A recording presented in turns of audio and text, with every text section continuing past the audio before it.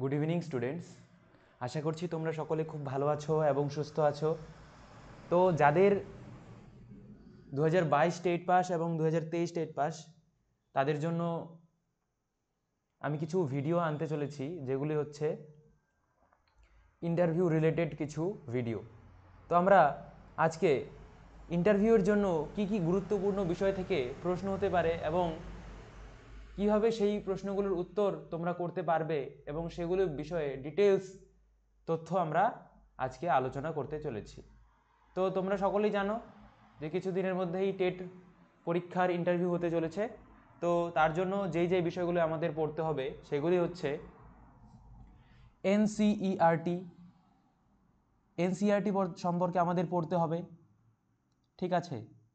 তারপর NEP, national education policy 2020, এটি সম্পর্কে আমাদের খুব ভালোভাবে পড়তে হবে। তারপর WBBPE, এটা সম্পর্কে আমাদের West Bengal board of primary education নিয়ে ভালো কিছু পড়তে হবে। তারপর এনসিএফ। তো এই যে এখানে আমি চারটে, এছাড়াও অনেকগুলি রয়েছে, আমরা আজকে প্রধানত এই চারটি বিষয় নিয়ে আলোচনা করতে চলেছি।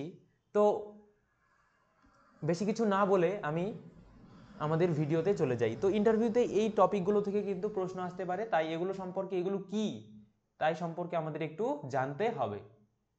তো দেখি, তো সবার প্রথমে চলে আসছি আমরা এনসিইআরটি সম্পর্কে। তাহলে এনসিইআরটির পুরো নাম কি? এনসিইআরটি পুরো নাম হচ্ছে national council of educational research and training.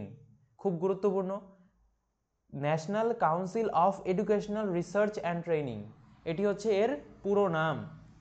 তাহলে ফুল ফর্মটা খুব জানা জরুরি। তাহলে এটি কি আমরা একটু জেনে নিই। এনসিইআরটি হলো একটি স্বায়ত্তশাসিত সংস্থা। তার মানে কি, এটা নিজেই শাসন করে, তাই না? যা 1961 সালে ভারতের সরকার দ্বারা প্রতিষ্ঠিত হয়। তাহলে এটি ভারত সরকার প্রতিষ্ঠিত করে কত সালে? 1961 সালে। খুব গুরুত্বপূর্ণ, 1961। তারপর এর মূল উদ্দেশ্য কি? এর মূল উদ্দেশ্য হলো কেন্দ্র ও রাজ্য সরকারকে কি করবে?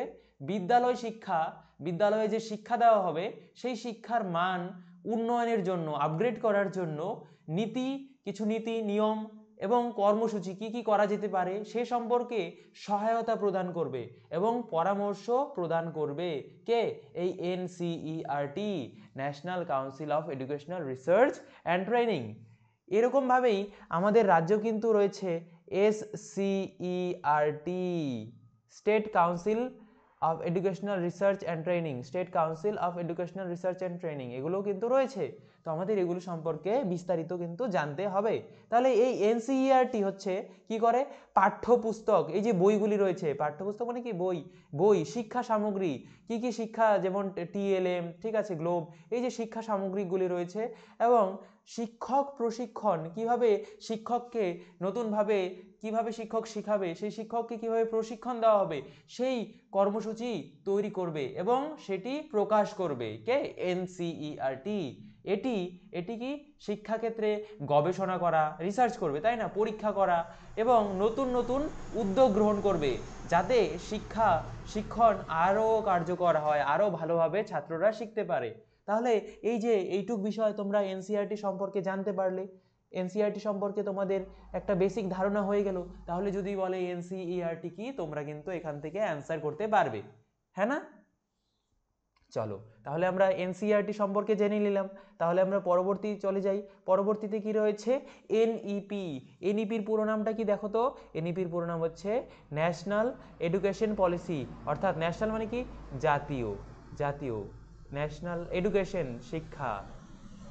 জাতীয় শিক্ষা পলিসি মানে নীতি।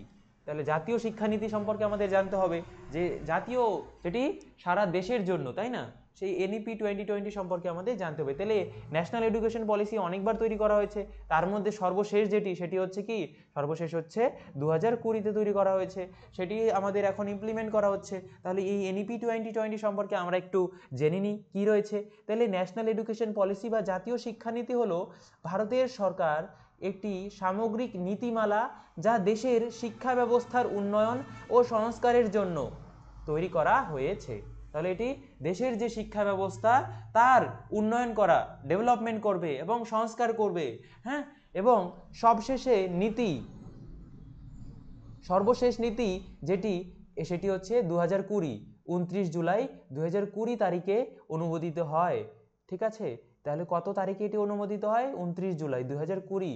তাহলে 2020 সালে সেটি হয়েছে এবং যা 1986 সালে জাতীয় শিক্ষানীতির পরিবর্তে গৃহীত হয়েছে। তাহলে এর আগে যে জাতীয় শিক্ষানীতি সেটা কত সালে হয়েছিল?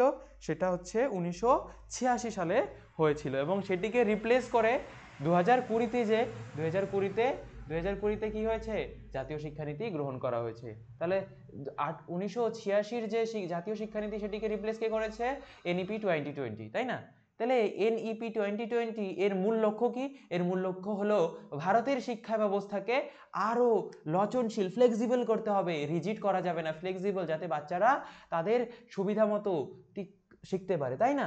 তারপর হচ্ছে সার্বিক, হলিস্টিক, মানে সর্বাঙ্গীন বিকাশ করতে হবে। সার্বিক এখানে হলিস্টিক মানে সর্বাঙ্গীন বিকাশ, দক্ষতা ভিত্তিক, তাই না? Skill oriented. আমাদের শুধুমাত্র সেই প্রথাগতভাবে পড়লে চলবে না, আমাদের স্কিল অর্জন করতে হবে, তাই না? স্কিল ওরিয়েন্টেড হতে হবে, না হলে আমরা বাইরের দেশের সঙ্গে কম্পিট করতে পারবো না, তাই না? তাহলে স্কিল ওরিয়েন্টেড হতে হবে। এটি শিক্ষার্থীদের মধ্যে সমালোচনামূলক চিন্তা ভাবনা, তাই না, সৃজনশীলতা, ক্রিয়েটিভিটি খুব দরকার, তাই না? এবং বহুভাষিক দক্ষতা গড়ে তোলার উপর গুরুত্ব দেয়, তাই না? তো এই যে সৃজনশীলতা, ক্রিয়েটিভিটি, এগুলো যদি না থাকে, তাই না, এবং যাতে বাচ্চারা একটি ভাষার মধ্যে সীমাবদ্ধ না থাকে, বহুভাষী, তাই না, বহুভাষিক দক্ষতা, তার জন্য কিন্তু আমাদের এই বিষয়গুলো কে এগুলো নির্ধারণ করবে? এনইপির মধ্যে রয়েছে, ন্যাশনাল এডুকেশন পলিসির মধ্যে কিন্তু এগুলো রয়েছে।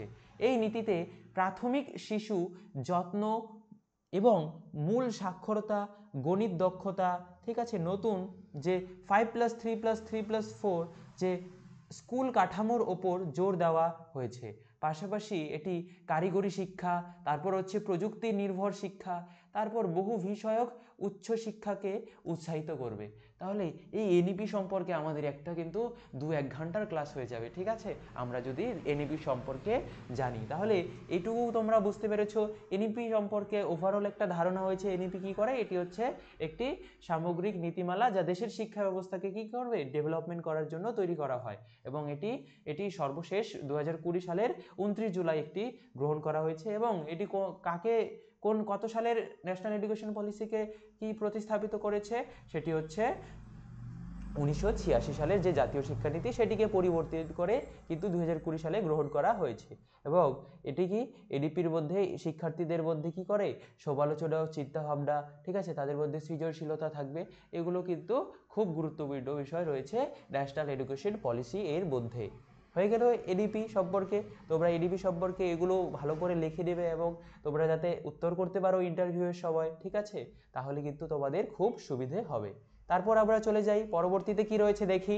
পরবর্তীতে রয়েছে এনসিএফ অর্থাৎ ন্যাশনাল কারিকুলাম ফ্রেমওয়ার্ক। ন্যাশনাল জাতীয় কি? জাতীয় যে পাঠ্যক্রম, ঠিক আছে, ন্যাশনাল কারিকুলাম যে রয়েছে সেটা কিরকম সেই সম্পর্কে আমাদের জানতে হবে। তাহলে এখানে ইংরেজিতে রয়েছে, কি হচ্ছে আমরা বাংলায় দেখি, তাহলে কি রয়েছে দেখি। তাহলে এনসিএফ হচ্ছে কি? এনসিএফ হলো একটি নির্দেশনামূলক নথি, এনসিএফ, যা এনসিইআরটি দ্বারা তৈরি করা হয়েছে। তাহলে এটি কে তৈরি করে? এনসিইআরটিই তৈরি করে। এনসিএফ কে তৈরি করে? ন্যাশনাল কারিকুলাম ফ্রেমওয়ার্ক কে তৈরি করে? এনসিইআরটি তৈরি করে। NCERT, national council of educational research and training. ভারতের পাঠ্যক্রম, এই যে তোমাদের বইয়ের মধ্যে কিরকম পাঠ সেখানে দেওয়া হবে, সেই পাঠ্যক্রম এবং শিক্ষণ পদ্ধতিকে উন্নত করার জন্য এটি পাঠ্যপুস্তক রচনা, শিক্ষাদান পদ্ধতি, কিভাবে শিক্ষাদান করা হবে, মূল্যায়ন ব্যবস্থা কিভাবে মূল্যায়ন করা হবে এবং শিক্ষানীতি নির্ধারণের জন্য একটি কাঠামো প্রদান করে এনসিএফ। প্রথম এনসিএফ প্রকাশিত হয় 1975 সালে। তাহলে প্রথম এনসিএফ 1975 সালে। তারপর 1988 সালে, 1988, তারপর 2000 সালে এবং 2005 সালে সংশোধিত হয়। তাহলে এই যে 2000 সাল এবং শেষ 2005 সাল, 1 2 3 4 বার হয়ে গেছে, তাই না, সংশোধিত হয়েছে। সর্বশেষ সংস্করণ এনসিএফ 2022 জাতীয় শিক্ষানীতি এনইপি 2020 এর সঙ্গে সামঞ্জস্য রেখে তৈরি করা হয়েছে। তাহলে শেষ 2022, তাই না? খুব গুরুত্বপূর্ণ। এনসিএফ এর মূল লক্ষ্য কি? এটি হচ্ছে শিক্ষাকে আরো শিক্ষার্থী কেন্দ্রিক করতে হবে, শিক্ষার্থীকে স্টুডেন্টদের যাতে সেখানে স্টুডেন্টকে মধ্যে রাখতে হবে, তাই না? তাদেরকে কেন্দ্র করে কিন্তু শিক্ষানীতি গ্রহণ করা হবে। কার্যভিত্তিক, অ্যাক্টিভিটি বেসড, তাদের অ্যাক্টিভিটি করে করতে হবে, হ্যাঁ। আমাদের শুধু মুখস্থ বিদ্যা এগুলো কিন্তু করলে চলবে না।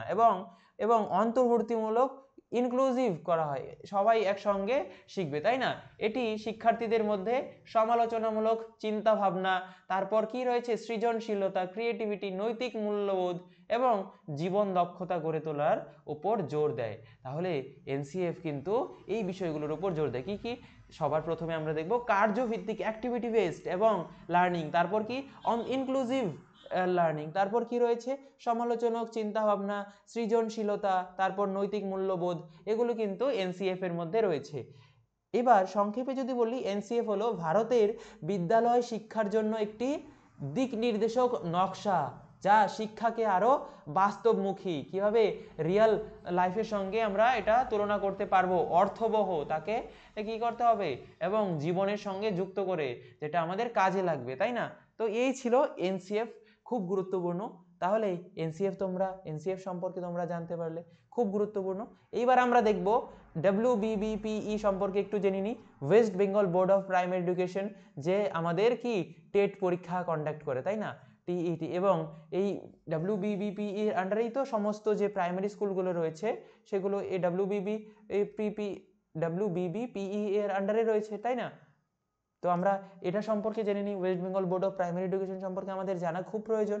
তো এটি হচ্ছে একটি স্টেট লেভেল গভর্নমেন্ট বডি, এটি হচ্ছে কি স্টেট লেভেল, মানে এটি হলো রাজ্য স্তরের সরকারি সংস্থা এখানে, তাই না?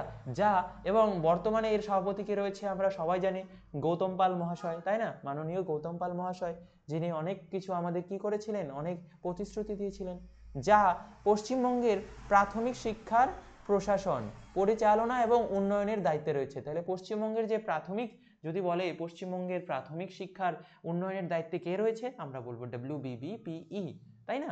এটি পশ্চিমবঙ্গের প্রাথমিক শিক্ষা আইন 1973 অনুসারে প্রতিষ্ঠিত হয়, তাহলে এবং 1975 সাল থেকে কার্যক্রম শুরু হয়। তাহলে এটি 1973 সালে প্রতিষ্ঠিত হয় এবং কাজ শুরু হয় 1975 সাল থেকে।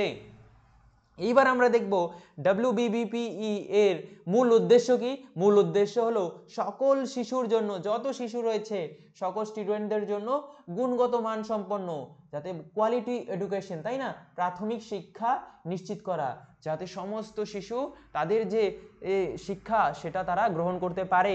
শিক্ষক প্রশিক্ষণ উন্নত করা, শিক্ষকদের প্রশিক্ষণ করা, তাই না, এবং বিদ্যালয়গুলিতে একাডেমিক মান বজায় রাখা।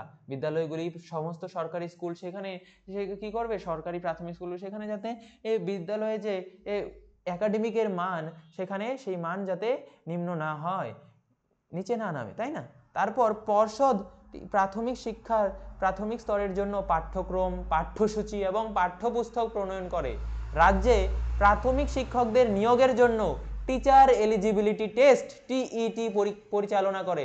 তাহলে TET কয়দিন পরে আবার টেট পরীক্ষা হতে চলেছে। তাহলে এই টেট পরীক্ষা আমরা জানি, যেটা 2022 এবং 2023 সালে আমরা পরপর 2 বছর দেখেছি টেট পরীক্ষা নেওয়া হয়েছিল, যদিও এখন নেওয়া হয়নি পরবর্তী সময়ে। এছাড়াও WBBPE কি করে, অন্তর্ভুক্তিমূলক অর্থাৎ ইনক্লুসিভ এবং সমতাভিত্তিক শিক্ষা নিশ্চিত করে, যাতে সবাই সমানভাবে শিক্ষা গ্রহণ করতে পারে, এবং শিক্ষামূলক কর্মসূচি পরিচালনা করে কে, WBBPE। খুব গুরুত্বপূর্ণ। সংক্ষেপে WBBPE হলো পশ্চিমবঙ্গে প্রাথমিক শিক্ষার ভিত্তিকে শক্তিশালী করতে এবং প্রতিটি শিশুর কাছে কি মানসম্পন্ন যে শিক্ষা, সেই শিক্ষা পৌঁছে দিতে একটি গুরুত্বপূর্ণ ভূমিকা পালন করবে কে, এই West Bengal board of primary education. তাহলে পশ্চিমবঙ্গ প্রাথমিক শিক্ষা পর্ষদ কি করতে পারে এবং তার আন্ডারে কি রয়েছে, হ্যাঁ, এই বিষয়গুলো কিন্তু আমাদের জানা খুব প্রয়োজন, কেননা এগুলো থেকে ইন্টারভিউতে কিন্তু প্রশ্ন আসবে। তো অতএব তোমরা এই বিষয়গুলো দেখবে এবং এইগুলো সম্পর্কে তোমরা ভালো করে পড়ে নেবে এবং তোমরা উত্তরগুলো বলার চেষ্টা করবে। ঠিক আছে, আজকের জন্য আমাদের এই ছোট্ট ভিডিও। সকলকে থ্যাংক ইউ। দেখা হবে পরের কোনো ভিডিওতে।